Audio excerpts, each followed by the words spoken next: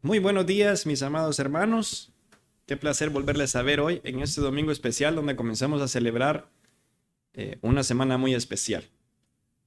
Creo que es importante resaltar que esta semana celebramos la semana de la última semana del ministerio de nuestro Señor Jesucristo aquí en la tierra, donde llega el clímax a todo su ministerio, su vida.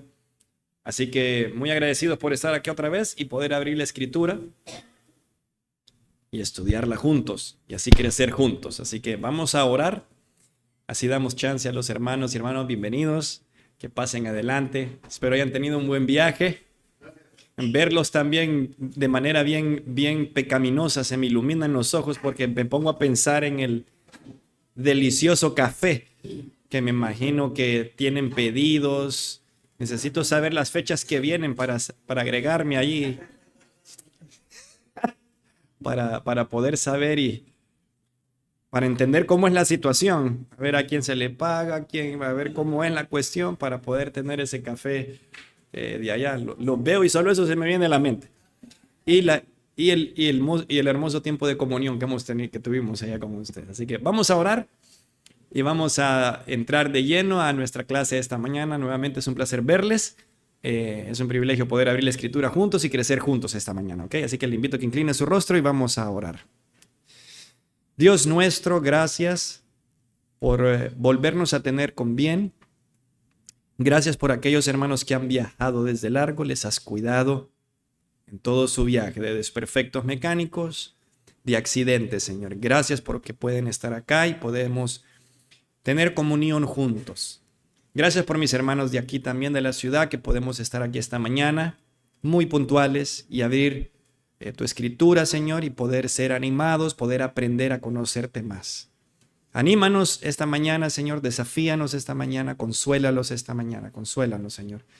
Y que tu palabra, Señor, sea ese aliento que necesitamos para edificación y crecimiento personal y también como comunidad, como iglesia. Bendice a mis hermanos de esta iglesia local, bendice su liderazgo, bendice la visión que estás dando a sus líderes, a su pastor, a la familia pastoral, Señor, y a todos sus diáconos, y a todos aquellos hermanos miembros, Señor, que siguen creciendo y añadiéndose aquí a esta comunidad. Te rogamos que al abrir la escritura esta mañana nos hables en el bello nombre de Jesús. Amén y amén. Bien, vamos a recordar entonces y vamos a entrar. Le invito a que abra su Biblia allí en el Antiguo Testamento, en Ageo. Este profeta, que es lo que nos quedó de trabajo, espero haya leído. Esta mañana vengo decidido a hablar menos y dejarlo hablar a usted. Así que vamos a leer, son 2 capítulos. Entonces le voy a dar un chancecito primero. Quiero darle, por si no lo ha leído, son las 9:03, quiero darle unos 5 o 10 minutitos para que usted lo lea en silencio y pueda refrescar. Si ya lo leyó en casa, muchísimo mejor, pero para que todos podamos estar en la misma página, para que usted pueda leerlo calladamente, todo esto. Y si quiere ir subrayando, quiere ir tomando notas y hacer el proceso, y vamos a tratar de cubrir las 4 partes del método inductivo en el libro de Ageo esta mañana. Así que le recuerdo y le advierto, no es un estudio de Ageo, antes de que darle el tiempo de leer. La meta no es, vamos a entender la profecía. La meta es, el objetivo pedagógico es aprender el método inductivo. O sea que no vamos a ahondar. Si hay preguntas, vamos a dejarlas en la fase de, vamos a investigar esto, pero vamos a aprender el método inductivo, cuáles son sus partes, y eso es lo que vamos a estudiar. Así que tomémonos unos 10 minutitos, unos 7 minutitos, 10 minutitos para que podamos leer estos 2 capítulos de la profecía de Ageo.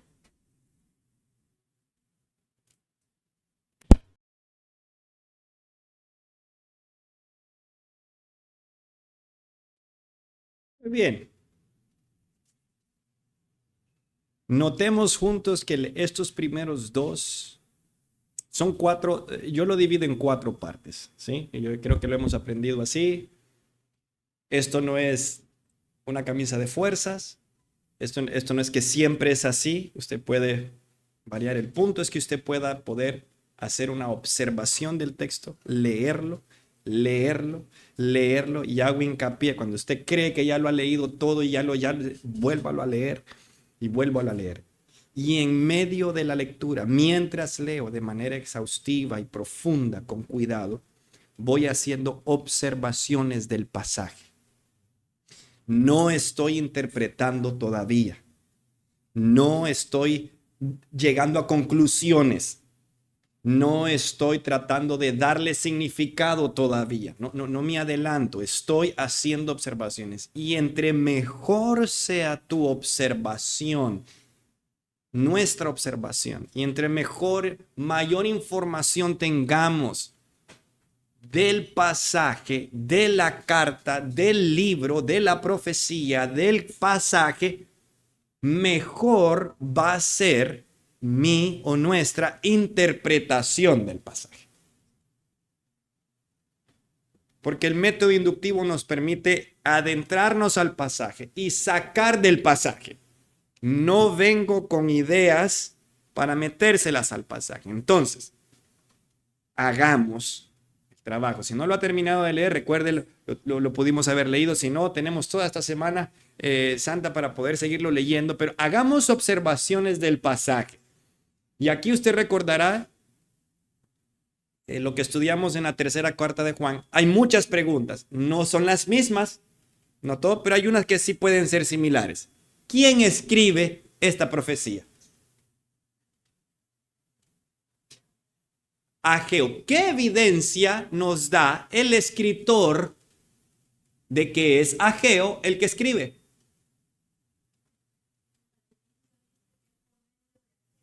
Muy bien, muy bien. El texto claramente dice ahí en su introducción, vino palabra de Jehová por medio del profeta Ageo. Entonces, tenemos una pequeña evidencia, sí, digan. Cuando me hacía esa pregunta, también noté que no es explícito. Él está hablando de él mismo en tercera persona, en todo caso. Entonces, eso lo hace un poquito más complicado. Entonces, nosotros en las observaciones hacemos, el escritor, y probablemente ahorita, si se menciona, hacemos esa observación, Ageo. Aquí entonces nosotros nos escribimos la tarea. ¿Qué significa Ageo? Vamos, los que ya han leído, por ejemplo, si yo le pregunto al pastor, le pregunto a alguien que ha leído, ya más o menos tenemos una idea porque ya venimos. Otra vez, la clase no es panorama de Ageo, no es panorama del Antiguo Testamento. Yo me escribo, probablemente Ageo escribe en tercera persona y escribo todo esto, voy descubriendo esto. ¿En qué contexto es? ¿Qué está sucediendo acá? Puedo identificar mire qué importante esto, cuál es el contexto histórico. ¿Qué sé yo hasta ahorita? Me da evidencias el escritor de qué es lo que está sucediendo. Yo le dije el domingo pasado una pequeña tarea, una pequeña ayudita, una pequeña clue, una pequeña pista. Es que este es un libro considerado un libro profeta post-exílico. Si usted no leyó ningún comentario ni nada, usted puede descubrir que, en vez de decirle yo, le dije que venía decidido que usted hablara. ¿Qué descubrió qué está sucediendo aquí? ¿Qué nos dice el escritor que está pasando? Que era el segundo año del rey Darío. Bien, es el segundo año del rey Darío. ¿Quién es el rey Darío? Muy bien, sí. Es un rey persa, es un rey medo-persa. Eso me ubica. Mire, bien, es un rey medo-persa. Esto me ubica en la historia a mí. Ya aquí entonces, por el propio método, yo puedo deducir que aquí Israel ya no está cautivo. Ya no. Ya son libres otra vez de la cautividad de Babilonia. Y es en el segundo año. Mire qué específico es la profecía.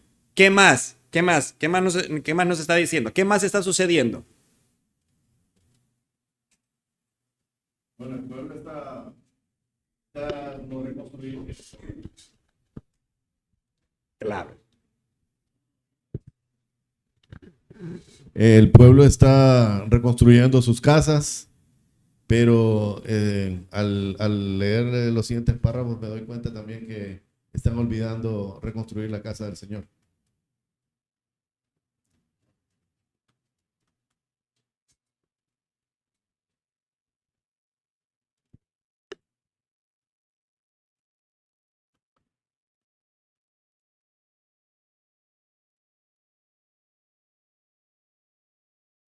Muy bien. ¿Ok? ¿Qué más podemos ver de ese contexto? ¿Qué más está pasando? Muy bien, perfecto. Ese es en el primer capítulo. ¿A quién le escribe en este primer capítulo? ¿Notaron algunas diferencias en el segundo capítulo en los otros mensajes? ¿Son las mismas personas a que el profeta le escribe? Seamos bien observadores. A ver, hermana. Muy bien. Aquí en el primer capítulo le escribe mire los destinatarios, este primer mensaje o esta primera parte, ya le escribe a Zorobabel y a quién más. Y a Josué. ¿Quiénes son estos personajes? ¿Quién es Zorobabel? Muy bien. ¿Y Josué es quién? El sumo sacerdote. Muy bien. Estamos llevando aquí, ¿verdad? Mire que todo va surgiendo de nuestra propia lectura. En los mensajes de este profeta, ¿existe un cambio de a quienes les habla en el siguiente capítulo? Muy bien. Después, más adelante, también le habla al pueblo. ¿Cambia? ¿Pueden identificar cuándo le habla al pueblo? Porque aquí en el capítulo 1, aquí le vamos a poner capítulo 1. Solamente en el 2, solamente le habla al pueblo o también le habla a Zorobabel y a los tres. Quiere decir que los agrega. Note. Quiere decir que en el capítulo 2, el mensaje que Ageo da es también para Zoro y también para Josué y el pueblo. Si continúo leyendo, déjeme preguntarle. ¿Hay otro mensaje a otro grupo particular? Muy bien. Hay otro a los sacerdotes. Muy bien. Mira, aquí llevamos 1, llevamos 2 y aquí llevamos 3. ¿Y cómo concluye? ¿Le habla a quién al final? Solamente a Zorobabel. Entonces, mire que la estructura de este profeta es muy diferente a la tercera carta de Juan.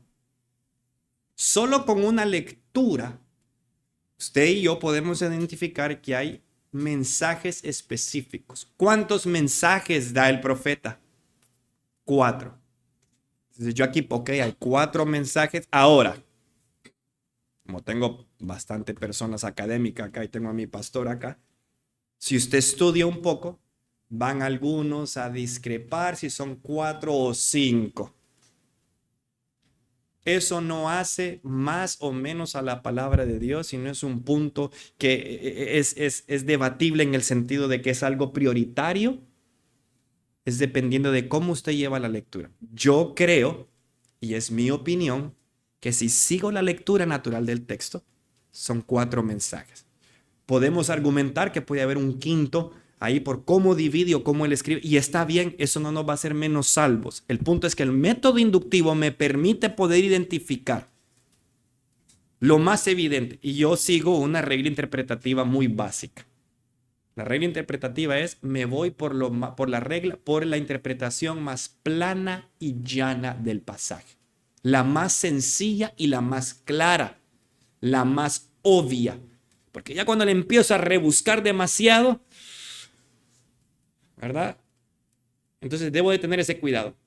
Ok, ¿Qué más observamos? Ya el hermano nos da una idea de poder, todo esto en la primera parte de la observación. Mira que en la parte de la observación estoy también realizando prácticamente el estudio. La parte de la observación para mí es una de las más importantes.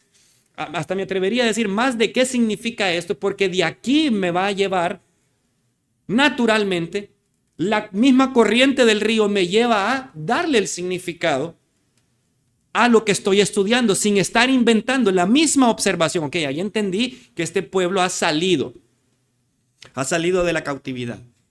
Es el rey Darío, el rey medo-persa, del cual se había profetizado en Daniel. Es más, los libros de Esdras es muy contemporáneo porque son mencionados y que en un momento en que cuando estaban reconstruyendo los muros y el templo, el pueblo desfalleció y el pueblo se desanimó por los enemigos. Y es más, Esdras menciona a Ageo y a Zacarías como profetas que vienen a ayudar y vienen a levantar el ánimo. Son mencionados allá en el libro de Esdras. Quiere decir que esa es una parte importante. Entonces ahora nos corresponde estudiar un poco más. Le voy a dar, pastor, ayúdeme acá si quiere un poco más. Más o menos habían pasado parte del contexto. Entonces yo aquí ya empiezo yo a investigar, ¿verdad? Y hago las observaciones. Más o menos habían pasado 15 años de que el pueblo había regresado de la cautividad de Babilonia. Se regresaron en 3 grupos. Así es, ¿verdad, pastor? Es que no esto lo tengo solo así. Y el primero regresa con Zorobabel y es mencionado en el libro de Esdras. Cuando el rey Ciro les da el edicto y les dice, vamos, regresen a sus pueblos. Y el pueblo de Israel regresa y el rey Ciro les permite y les da madera. Entonces, bien importante. Entonces, el rey Ciro les da toda la materia prima. Pero han pasado 15 años desde el regreso. ¿Y qué es lo que estaba sucediendo, hermanos? Si me lo puede repetir en el primer capítulo. ¿Qué es lo que estaba haciendo el pueblo? Reconstruyendo sus casas, menos la casa del Señor. ¿Cuál es el tono del profeta allí? ¿Ustedes creen que el profeta cuando habló, cuando usted lo leyó, usted cree que el tono del profeta fue, hermanitos, por favor, ¿cómo es? Es una reprensión. Dígalo fuerte, hermano, ¿sí? Les hizo un fuerte llamado de atención. Bien hecho, hermano. Note el tono. Contrástelo con Tercera de Juan. ¿Cómo es el tonito de Tercera de Juan? Ese es el punto de esta clase del método inductivo, que usted puede identificar, porque entonces cuando yo estoy estudiando y voy a predicar a Ageo, de casi manera inevitable, es una reprensión bien fuerte.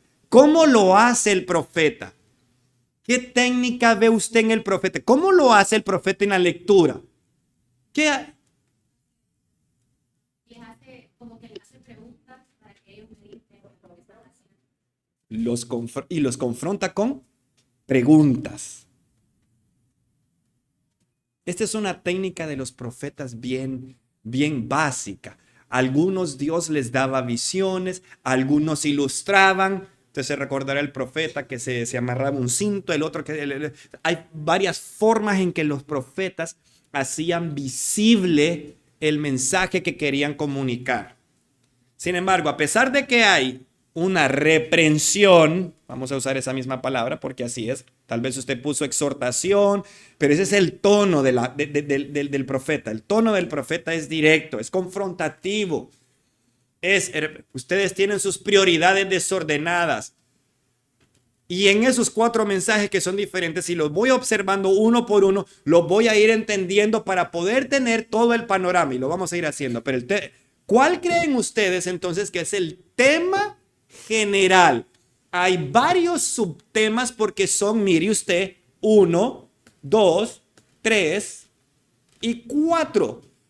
Probablemente, o si usted es de los que cree que son 5, si usted ha estudiado un poco, son 4 o 5 mensajes y en cada mensaje, aunque está unido a un tema principal, tiene sus subtemas. Entonces, este tiene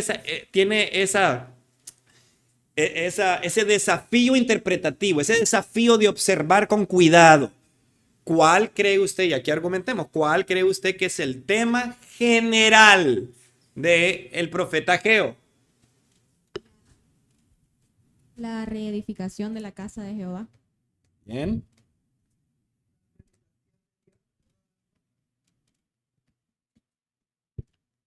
Prioridad de Dios en todas las cosas. Bien. Espérame, que se me olvidó el de ella. Mándale. Reedificación.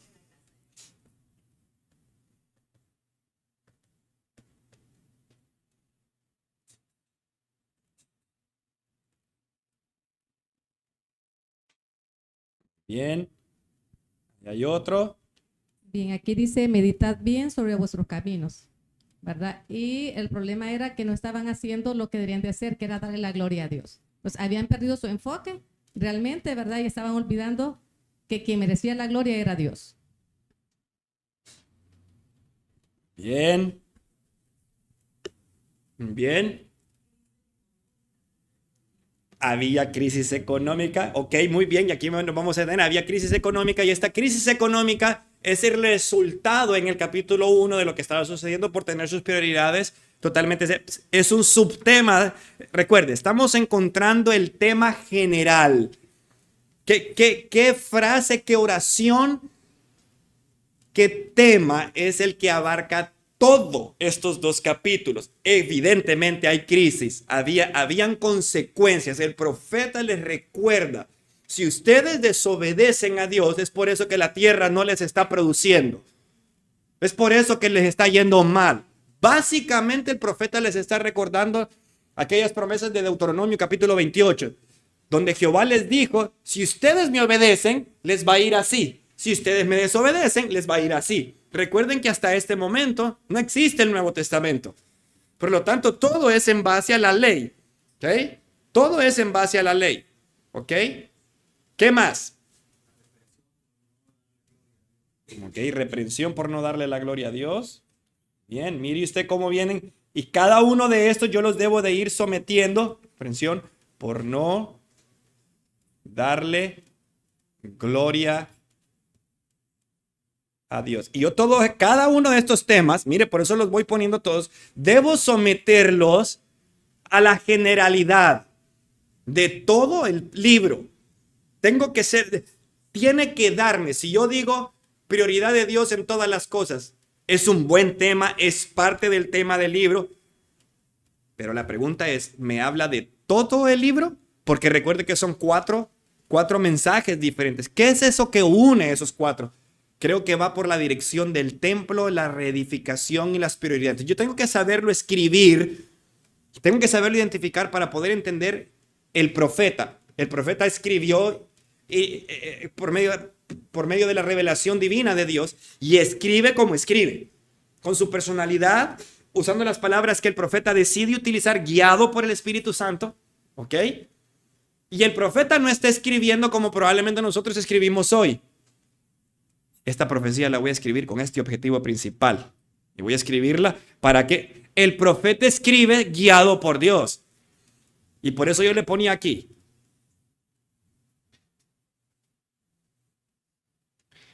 Cuando ya entramos entonces a la parte interpretativa, yo debo de tener mucho cuidado con poder entender este punto de vista del autor. Y es ahí donde me paro, allá. Y la audiencia primaria. Usted póngase en los pies de cuando usted leyó esto ahorita y usted estaba leyendo y póngase cómo se hubiera sentido el pueblo. Recuerde, habían estado cautivos. Ahora eran libres. Tenían la meta, habían comenzado la obra con Esdras. Había desánimo. Y sus prioridades estaban desordenadas porque la meta no era tanto sus prioridades. La meta era que debían terminar de reconstruir el templo. Es más, en el capítulo 2, note cómo vamos uniendo las ideas. Y esta es parte de mi observación. Todavía no he leído comentarios. En el capítulo 2, el profeta hace una comparación exhaustiva de ¿qué?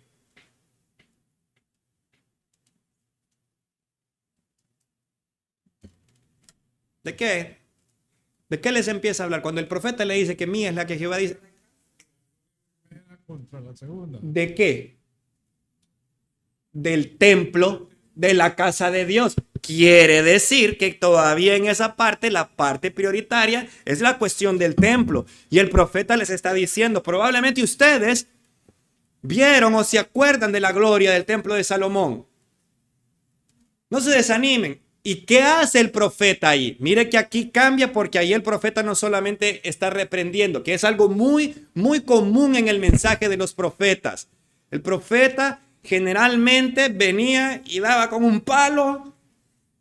Así ha dicho Jehová, entréguense a Babilonia, hagan esto,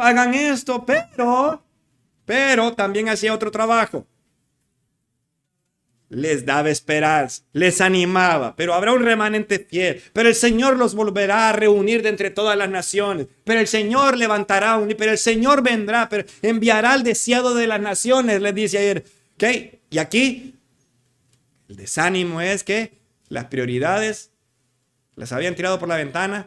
Pregunta, ¿qué madera cree usted que estaban utilizando estos hijos para poder construir sus casas? Que el profeta hace, ¿observó usted en el vocabulario? Que sus casas estaban bien artesonadas, dice el pasaje. O sea, estaban lujosas. Estaban, o sea, no era que las estaban construyendo. ¿Qué madera creen ustedes que estaba utilizando? El pasaje no me dice, el Ageo no dice, mire, ustedes están. Pero ¿qué deducción? Por medio del método inductivo, si sus casas estaban artesonadas, ¿cuáles son algunas de las opciones que tienen ellos o que tenían ellos para poder estar utilizando sus casas artesonadas? ¿Ah? Acacia, pero ¿de dónde sacaban esa madera? ¿De dónde creen? ¿Del? El rey de Ciro les había dado la madera. O sea que la madera era ¿para qué? Para el templo, pero mire que los hermanitos a los 15 años empezaron a justificar, empezaron a inventar. Le voy a llevar estas tablitas nomás para allá ir al cuartito a Danielito, ¿verdad? Y de repente una tablita se convirtió en y la reprensión es fuerte.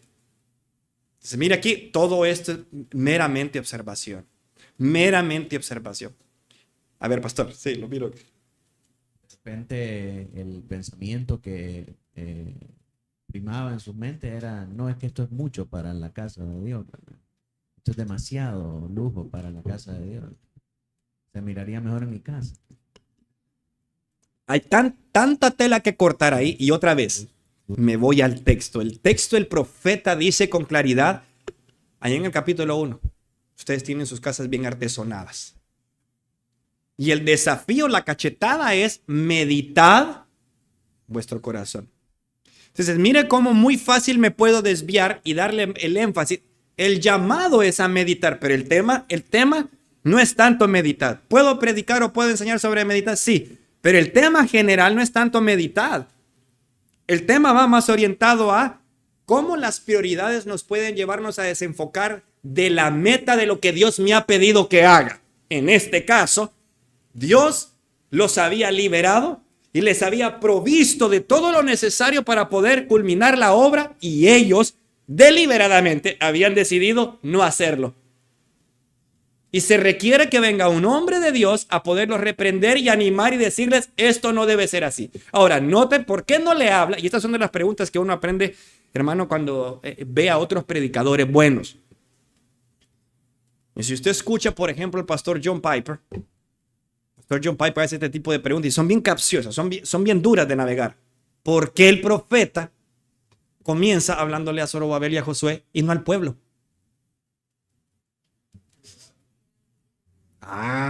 Observación. Claro.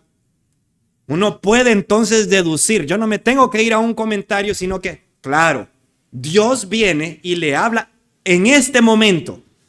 Yo debo después compararlo para ver si siempre lo hace así el Señor en los otros pasajes o en otros profetas. Yo tengo que estudiar y ver si ese es un patrón que Dios hace. Y me voy a dar cuenta que sí. Dios en su mayoría de veces le habla primero a los líderes. Pues mire cómo yo puedo entonces utilizar este profeta para poder enseñar a un grupo de líderes. Le habla directamente a Zorobabel y a Josué. Es más, ¿cómo culmina el libro? Dijimos, allá lo tenemos, mire, ¿cómo culmina? ¿Hablándole a quién?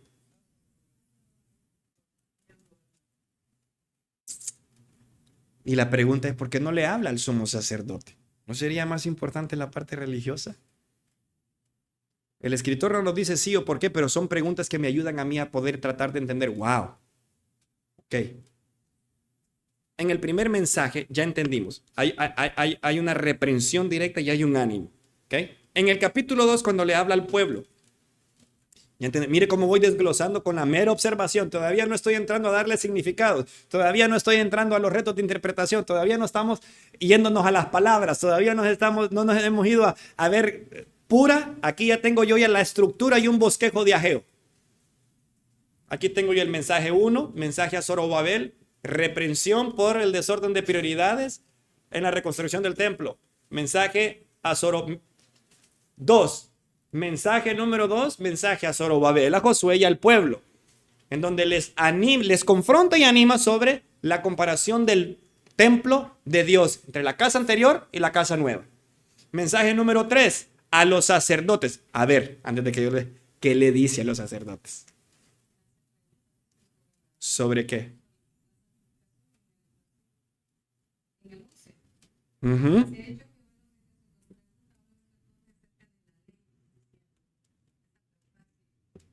Ok.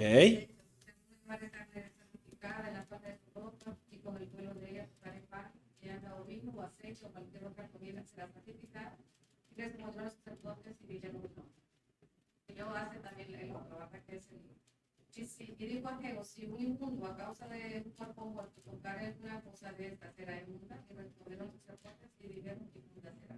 Ok. ¿Qué tiene que ver eso con el mensaje de todo Ageo? Porque yo muy fácilmente lo puedo eso sacar del contexto y poder predicar y nuevamente hacer un libro de 40 días sobre el cómo nuestra santidad. El principio está muy claro ahí.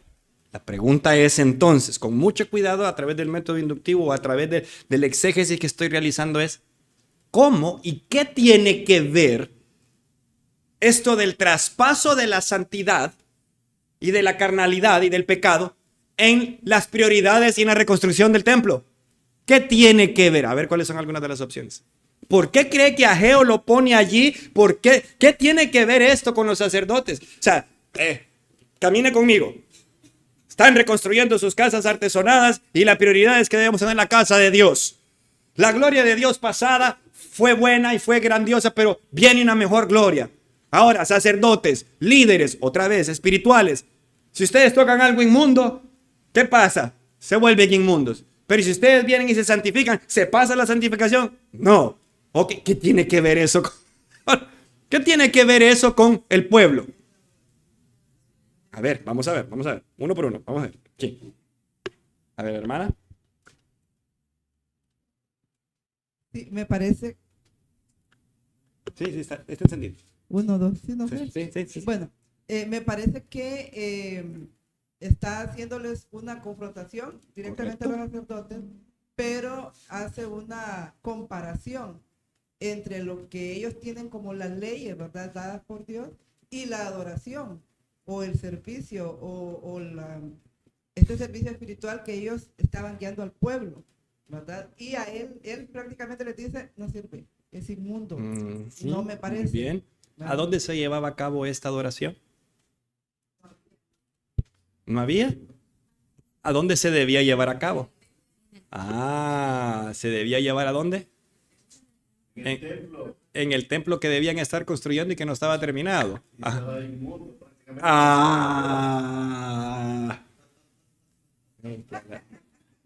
¿Sabe qué es esto, verdad? Sí, la estrellita. Correcto. Les dice a los sacerdotes, no importa qué tan bonito se mire esto, pero si ustedes vienen inmundos, la casa de Dios va a estar inmunda. Y este es un principio que se traspasa. Haya templo o no haya templo. Es un principio que todavía se aplica hoy en nuestros días. Mire cómo, si le doy pongámonos en el momento de allá, recuerde, estamos allá.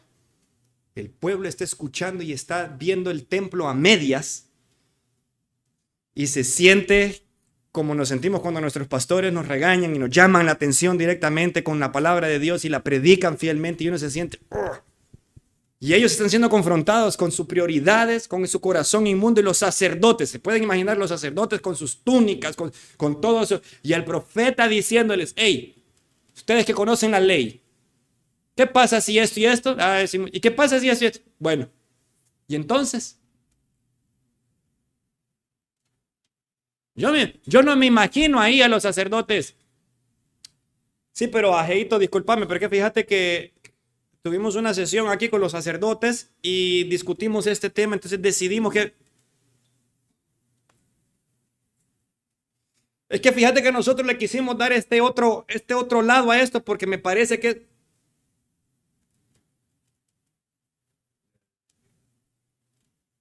El profeta dice, vino palabra de Jehová por medio del profeta Ageo. Mire qué importante esa frase de cómo el profeta deja claro de entrada que él no va a hablar por sí mismo, sino que les trae palabra de Jehová.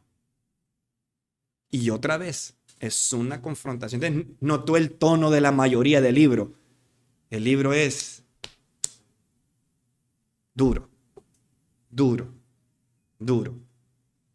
Entonces, mire cómo a los sacerdotes el profeta les reclama y los confronta con esta apatía que no se espera en la narrativa bíblica. O sea, si yo me vuelvo a ubicar, oigan esto, este pueblo ha salido de la cautividad. Este pueblo ha salido de la cautividad. Y Dios les ha provisto de todo para que construyan el templo de Dios. ¡Ja! Mira, aquí hay tela pastoral y tela para poder predicar de cómo Dios día a día nos provee de todo lo que necesitamos para poderle dar gloria a Él, y nosotros tenemos nuestras prioridades completamente desordenadas, en donde lo primero que hacemos es artesonarnos a nosotros mismos antes de artesonar y de dar todo para la gloria de Dios.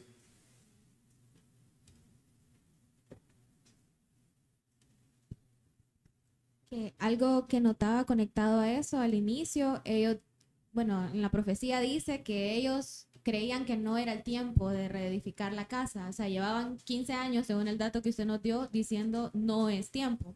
Y como aún en medio de eso, aunque pasaban escasez, como todavía tenían para como sostenerse, entonces no lo veían como una necesidad, porque todavía Dios en medio de eso era fiel con ellos y todavía les daba. Bien dicho, bien dicho, bien dicho, bien dicho. Entonces note cómo aquí ya vuelvo a preguntar. Vamos entonces poniendo el tema general de toda esta profecía. ¿Ve? Y aquí ya tengo información también ya más estructurada en la que puedo decir, oh, ya no solamente es la reconstrucción del templo, y aquí es una advertencia también a los líderes. Entonces, vio, ya hay reprensión, hay ánimo, hay confrontación a líderes y al pueblo en general. Vio cómo me amplía, vio cómo voy ampliando. Y otra vez, no tenga temor de escribir la oración del tema general o de reducirlo a una sola palabra, porque limita todo el pasaje, todo el libro. Si yo solo me voy y digo que el tema es prioridades, lo cual es parte del tema, yo limito a Ageo, porque Ageo no solamente me habla de las prioridades. O lo puedo escribir y usted me dice, no, sí, okay, sí, y sí. Si yo le doy cabeza, yo lo puedo escribir de forma tal en donde puedo resaltar las prioridades, pero la regla es, yo debo ser fiel a cómo lo lleva el profeta. No como yo lo hubiese escrito. ¿Okay? Es como el profeta lo lleva. Hermano.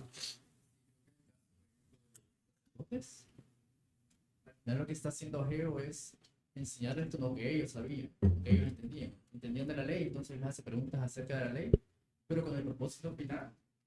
Porque aquí lo dice en el verso 15 del capítulo 2. Ahora pues, meditad en vuestro corazón desde este día en adelante, antes que pongan piedra sobre piedra en el templo. Lo que él trataba de hacer es que ellos entendieran que de nada servía construir el templo si ellos estaban inútiles, porque ellos iban a ser un templo inútil, porque su corazón está ahí. Lo han dicho de mejor forma. Esas son pequeñas tesis para poder escribir los sermones y poder escribir una lección o varias lecciones de escuela dominical para los niños. Esa es una muy buena tesis para poder estudiar a través del libro de Ageo y poder escribir un discipulado de 3, 4, 8 lecciones sobre las prioridades, siguiendo la idea y la tesis central de lo que el pasaje me va ayudando a entender a mí. ¿Ok? A ver, ¿alguna otra observación? ¿Algo más? Esto es aquí en...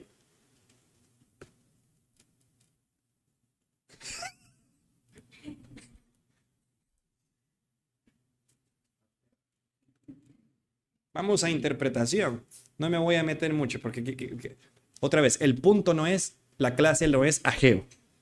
La clase no es Ageo. Han hecho un excelente trabajo, mis amados hermanos y hermanas, en darle la lectura y poder recabar información. Entonces, ¿qué significa todo esto? Entonces, yo empiezo a ver palabras. Aquí ya empiezo yo a ver qué significa Ageo, qué significa Zorobabel, cómo era este gobernador. Empiezo a entender un poco más. Empiezo a, como decía Martín Lutero, acabamos simplemente de sacudir y acaban de bajar las manzanas más maduras. Ahora nos vamos a subir a las ramas para ir rama por rama y sacudiendo más. Entonces yo empiezo a averiguar qué pasaba en Esdras. Quiere decir que yo debo de ir, hermanos, y leerme Esdras. Debo ir a leer Esdras para poder entender cómo es que salió, qué es lo que estaba sucediendo en ese momento. Debo de entender por qué el pueblo había comenzado a decir no es tiempo. Porque Ageo no me da razones. Ageo no me dice, estas eran las razones. Él no escribe. Ellos decían, no es tiempo porque 1, 2, no.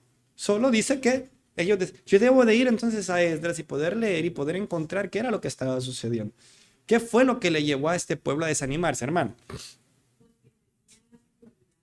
Muy bien. El método inductivo me ayuda a tener eso en el norte.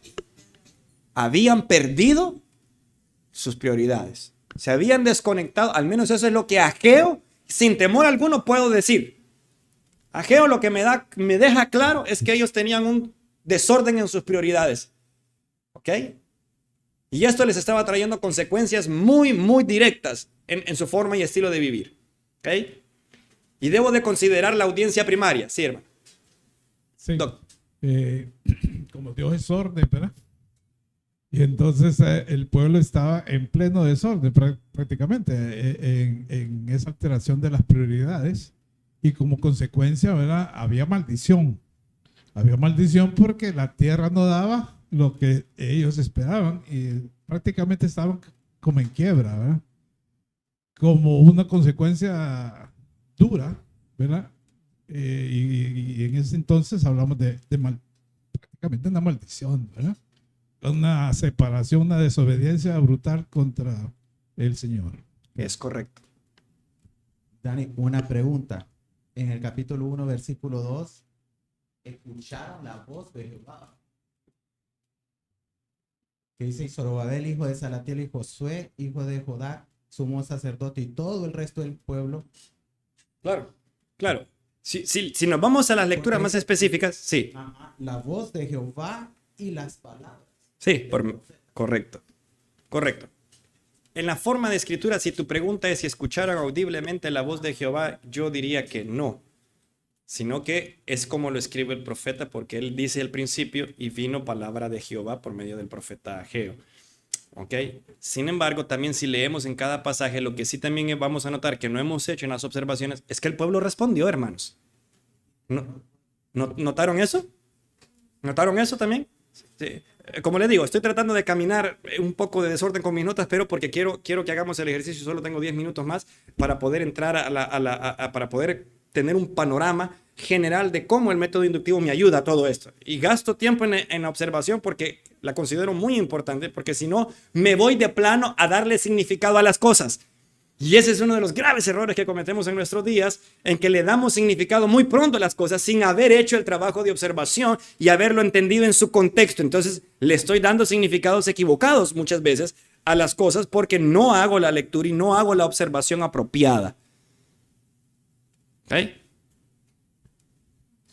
En lo de la interpretación, en la parte del tiempo, a mí me daba la pregunta de, ¿será que ellos tenían una idea, una interpretación de alguna profecía anterior de cuánto era el tiempo y estaban esperando ese momento? Muy buena pregunta. Muy buena pregunta. Muy buena pregunta porque la única evidencia que tenemos es probablemente que esta generación escuchó o conocía de la profecía de Daniel en la que iban a ser liberados y estaban esperando. Es más, parte del reto interpretativo es cuando el profeta le habla directamente a Zorobabel y le hace un indicativo muy, no sé si lo observó, muy directo.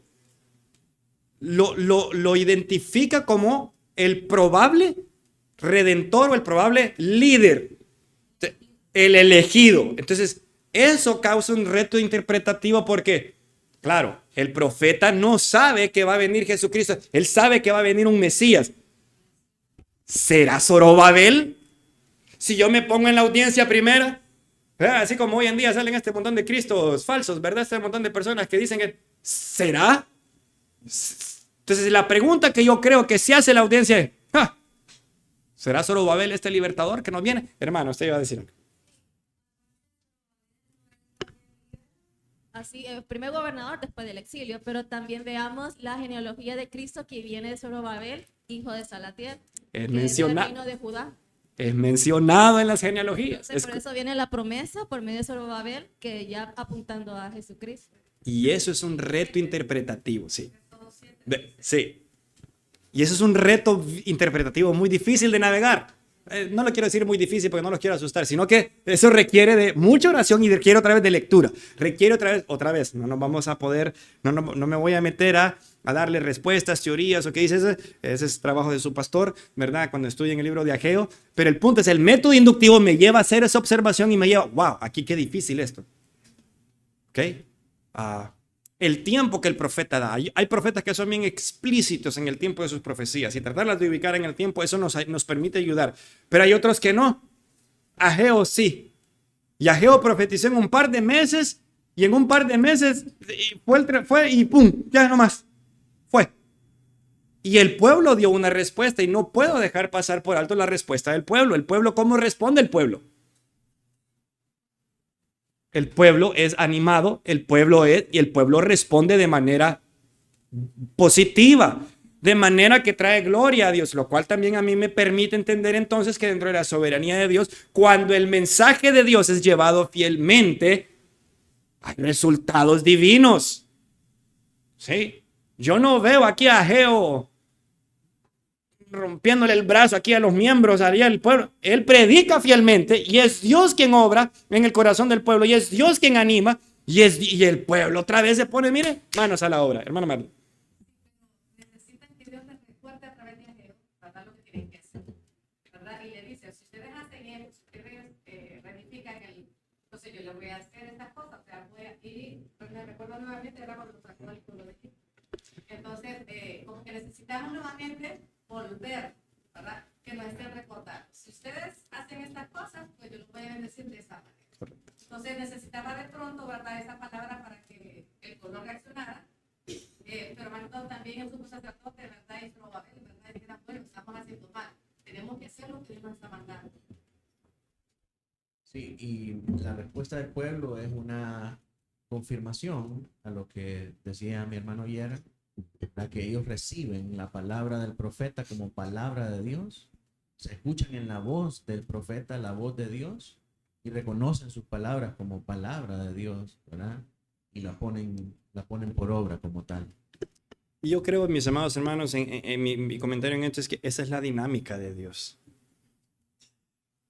Yo creo que es importante, y aquí estoy entonces, mire, en esto. ¿Okay? Aquí yo estoy en mi reflexión. Entonces, ese pensamiento, wow, este pueblo se necesita, nosotros necesitamos.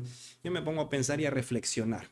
Esa es la dinámica de Dios. Y de manera muy pastoral, yo necesito ser recordado muchas veces.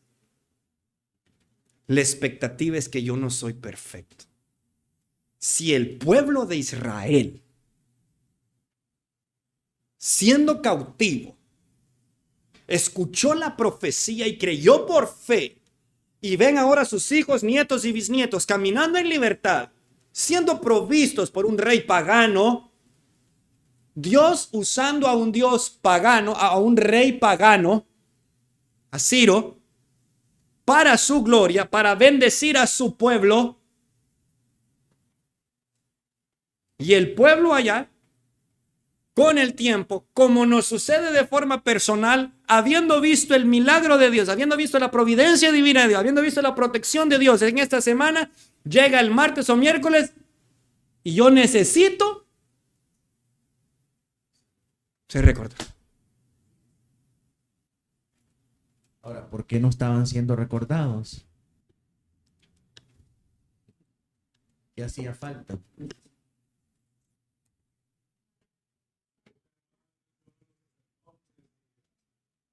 Pueden haber varios factores. Buena respuesta. ¿Qué más? ¿Qué más? Sí, pero muy bien. Pero la pregunta es bien clara. ¿Por qué? ¿Por qué no? ¿Qué eso estaba sucediendo? ¿Pero qué hacía falta? ¿Qué hacía falta?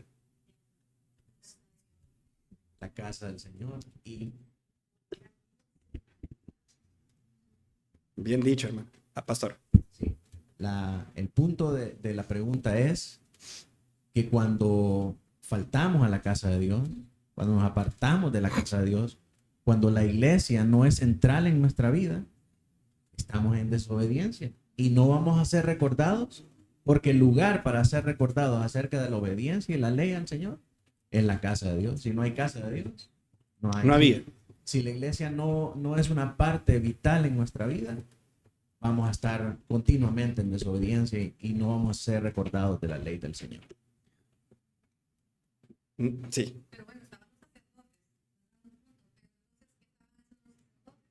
Sí, allá. También. También. Y este es un llamado, note, siendo fiel a Ageo reprende directamente a los sacerdotes. Entonces, yo puedo deducir que los sacerdotes no estaban haciendo el trabajo que debían estar realizando de manera fiel. Es más, es un denominador común en los profetas posexílicos. Usted lee Malaquías y es igual. En Malaquías, perdón, es incluso peor.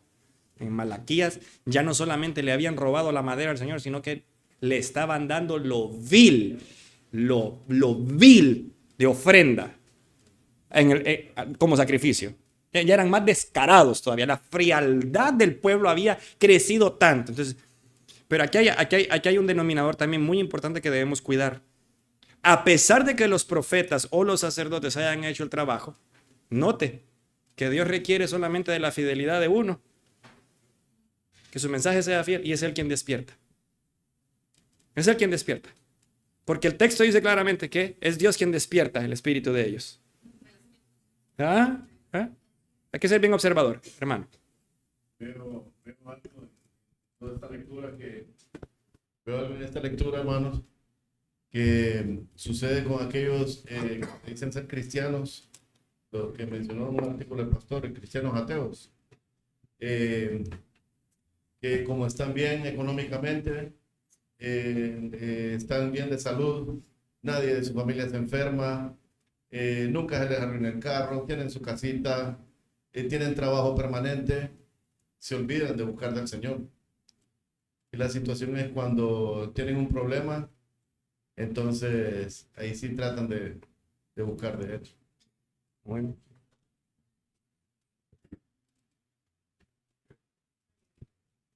Esto significa también que cuando nos vamos a querer desarrollar las cosas por nuestra propia fuerza, además que era lo que estaba haciendo el pueblo en esos 15 años. Bien dicho. ¿Verdad? las cosas no resultan. Bien dicho. Apartados de Dios, como decía el pastor. ¿verdad? Bien dicho. Todo esto es parte de hermana, ¿sí? Disculpe, hermano. Solo en esto de la meditación, le comentaba a mi esposo que todo este capítulo a mí me trae a una sola palabra, a la obediencia. Entonces, si nosotros realmente obedecemos al Señor, Él es nuestra prioridad y todo lo demás, como dice la palabra, vendrá por añadidura. Todo lo demás implica todo lo de este mundo terrenal, porque nuestra prioridad sigue siendo Dios. Qué importante es, para cerrar aquí, mis amados hermanos, les felicito en gran manera, creo que estamos aprendiendo mucho. Esta parte es la parte de la reflexión, en la meditación. Yo todo eso que ustedes han mencionado, yo lo escribo y después lo empiezo a ordenar, lo escribo porque es mi reflexión, es lo que Dios me ha hablado a mí, es la confrontación de Dios a mi vida, para entonces dar al último paso y escribirlas de forma tal que sean medibles. ¿Qué vas a hacer esta semana para obedecer, para priorizar esta semana tan especial? Miren, entonces yo ya lo traigo, ya estuve allá, ya estuve con la primera audiencia, ya entendí la intencionalidad del autor. Ahora hago el puente por medio de toda esta reflexión teológica y veo a Cristo ahí. Veo cómo la escritura me apunta a Dios, a evaluar mi corazón, a cómo traigo gloria a Cristo, cómo este libro encaja en toda la mega narrativa de la redención. ¿Qué tiene que ver esto con Cristo? ¿Cómo me ayuda esto a entender? No solamente en mi vida de iglesia, no solamente... Primero, ¿cómo me apunta? Y entonces hago esa reflexión y empiezo a escribir o empiezo a meditar en aplicaciones personales, medibles, reales. Y le vuelvo a animar de forma muy pastoral. Yo puedo escribir, esta semana voy a obedecer más a Dios. ¿Cómo? Esta semana Dios va a ser mi prioridad. ¿Cómo? Voy a priorizar. Tú conoces, no tiene que ser la misma la del pastor que la mía, ¿eh? Ok, esta semana yo aquí en esto me siento confrontado. Esta semana voy a meditar en mi corazón sobre esta práctica, esta cuestión, este tema, este negocio, esta visión, esto. La voy a orar más. No sea que lo vaya a estar haciendo en mis propias fuerzas. No sea que vaya a estar priorizando mi bienestar y no la gloria de Dios. No vaya a ser que vaya a estar desobedeciendo. No vaya a ser que me vaya a estar involucrando en cosas inmundas en vez de estar... Que Dios les bendiga y nos vemos aquí después de Semana Santa. Bendiciones. Muy buena clase.